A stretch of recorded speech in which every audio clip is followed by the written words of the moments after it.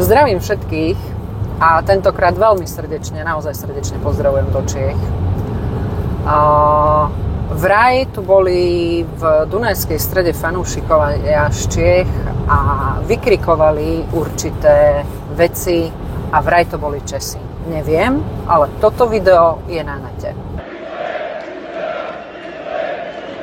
Tu nejde o to, že či ste z Čiech alebo či ste slovenskí fanúšikovia, len ako futbalovým fanúšikom by som vám chcela pripomenúť 15. apríl 1989. Skúste si pozrieť na pripomenutie, že čo sa stalo vtedy a akým spôsobom sa k tomu stavajú fanúšikovia Liverpoolu dodnes.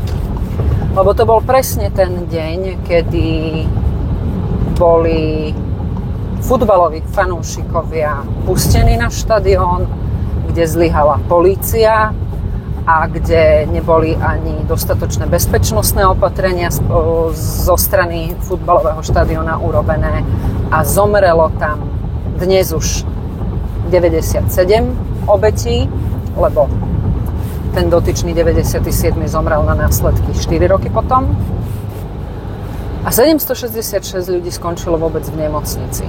Viete, a aby sme si povedali niečo k tým novinárom, vďaka ktorým niektorí tí futbaloví fanúšikovia máte taký pocit, že potrebujete toto vykrikovať na predsedu vlády Slovenskej republiky.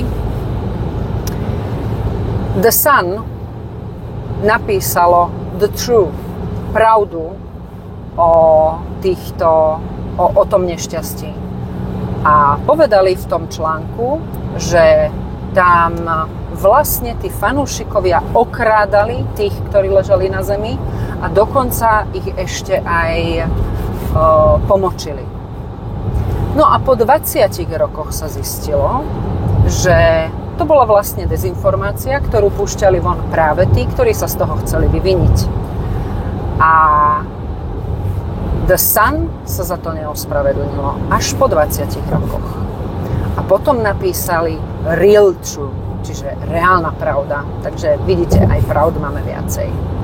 Viete, ako sa k tomuto postavili fanúšik, alebo respektíve Liverpoolčania? Z nákladu 400 000 mesačne sa tam predá 12 000. Pretože keď zistíte, že médiá klamú, keď začnú písať o vás.